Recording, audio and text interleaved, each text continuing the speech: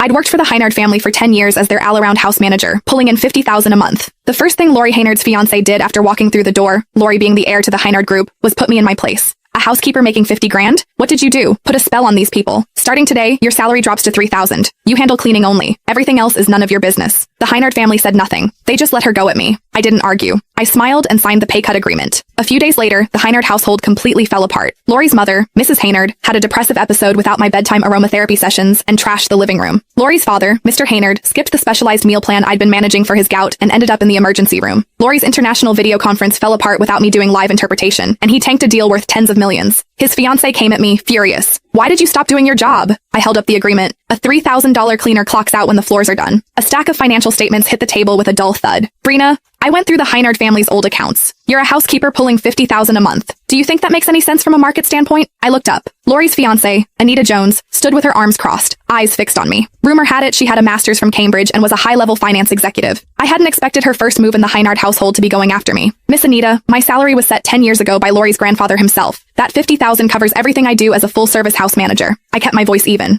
Full-service house manager. Anita let out a sharp laugh. You mean a fancy maid, pouring water, sweeping floors, cooking meals? You could hire someone off the street for $3,000 and get the same thing. So what exactly justifies 50? I didn't respond to her. I turned to Lori instead. Lori, is this what you want too? Lori locked his phone screen and looked away. Brina, Anita and I are getting married next month. She'll be the lady of this house, and it makes sense for her to take over managing things. The business hasn't been doing great lately, and the household expenses are high. I hope you can be understanding. Mrs. Heinard blew a bit of powder off her nails, unhurried. That's right, Brina. You've been with us for 10 years. We've always thought of you as family. Let's not make this about money. You're a woman on your own out there. 50,000 really is too much. Mr. Heinard set down his coffee cup. Brina, young people need to be grateful. The Heinard family gave you a roof over your head. You can't just think about the paycheck. 3,000 isn't bad. There are plenty of college graduates out there who don't even make that. I looked at the people I'd spent 10 years serving. Something cold settled in my chest. Henry Heinard had only been gone 6 months, and they were already this eager to push me out. Fine. I nodded. Anita blinked. She hadn't expected me to agree so easily. She'd had a whole speech ready. Every sharp word stuck in her throat. Bring me the pay cut agreement. I'll sign it. Anita pulled out a document. Read it carefully. Starting today, your salary is 3,000. You handle cleaning only. Anything else is not your concern. I picked up the pen and signed without hesitation. Lori's brow furrowed slightly. Brina, Anita has a background in finance. She's applying forward-thinking principles to optimize how this household runs. Don't be resistant about it. I almost laughed. Lori, so forward-thinking means paying someone 3,000 to do the work worth 50? That's a distortion. Lori's voice rose. Anita calls it cost optimization. You were making 50,000 because no one in this house knew enough to keep tabs on you.